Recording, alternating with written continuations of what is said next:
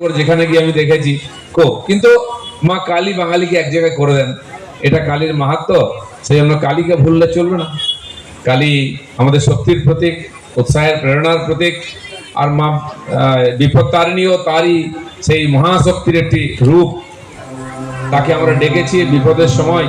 দুনিয়াতেও সংকট, আমাদের দেশে সমাজেও সংকট, সেখান থেকে বেরিয়ে আসার জন্য মায়ের আশীর্বাদ আমাদের প্রার্থনীয়।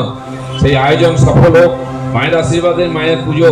দীঘার জগন্নাথ ধামের প্রসাদ বিতরণকে কটাক্ষ করলেন প্রাক্তন বিজেপির রাজ্য সভাপতি দিলীপ ঘোষ।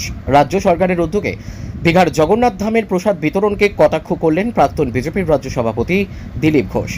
আজ সন্ধ্যায় জগাছা থানার অন্তর্গত 87 ফ্রেন্ডস অ্যাসোসিয়েশনের রক্ষাকালী পুজোর উদ্বোধনে এসে তিনি বলেন, মন্দির হয়েছে, প্রসাদ হয়েছে, লোক খাচ্ছে। রাজ্য সরকার ভাবছে এসব করে ভোটে জেতা যায়, কিন্তু তা হয় না। মহেশতলার গোষ্ঠী সংঘর্ষ নিয়ে এদিন তিনি তৃণমূল সরকারকে কার্যত এক হাত নেন। তিনি বলেন, শুধু মহেশতলা নয়, রাজ্যের বিভিন্ন জায়গায় জিহাদিরা দাপিয়ে বেড়াচ্ছে। পুলিশকে তারা ভয় করে না, ফলে মন্দির, মঠ, এমনকি ব্যবসায়িক প্রতিষ্ঠান কোনো কিছুই নিরাপদ নয়। যেসব জায়গায় কম হিন্দু আছে তারা নিরাপত্তাহীনতায় রয়েছেন। কবে বিজেপির নতুন রাজ্য সভাপতি ঘোষণা করা হবে এ প্রসঙ্গে তিনি বলেন, আমাদের সর্বভারতীয় দল সভাপতি নির্বাচন শুরু হয়েছে, এখানেও সভাপতি নির্বাচন হবে। তার দলবদলের সম্ভাবনা নিয়ে তিনি বলেন, এখনো পর্যন্ত বিজেপিতে আছি। ব্যুরো রিপোর্ট, আমাদের টিভি। কাদের হাত থাকতে হবে সেটা তো সরকারকে খুঁজে দেখতে হবে, কিন্তু এই ধরনের ঘটনা খালি মহেশতলা নয়, সারা পশ্চিমবঙ্গে জুড়ে হচ্ছে। হিন্দু সমাজ তার মঠ মন্দির সুরক্ষিত রাখতে পারছে না, উৎসব করতে পারছে না, নিশ্চিন্ত হয়ে থাকতে পারছে না, ব্যবসা বাণিজ্য সুরক্ষিত নয়। যারা দুষ্কৃতকারী, সমাজ বিরোধী এবং জিহাদিরা দাপিয়ে বেড়াচ্ছে রাজ্য সরকারের সহযোগিতায়, কারণ পুলিশ তাদের গায়ে হাত দিচ্ছে না, কারণ পুলিশকেও তারা ভয় পায় না। এই পরিস্থিতি থাকলে যেখানে কম সংখ্যায় হিন্দুরা থাকে তাদের থাকা মুশকিল হয়ে যাবে।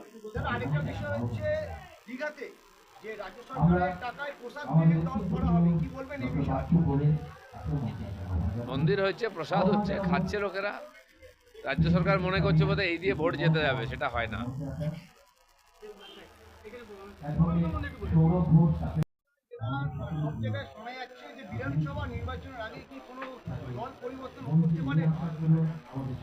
বিধানসভা এখনো তো বিজেপিতেই আছি, চলুন।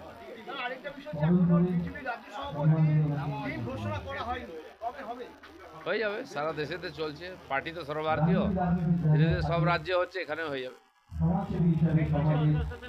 চলো।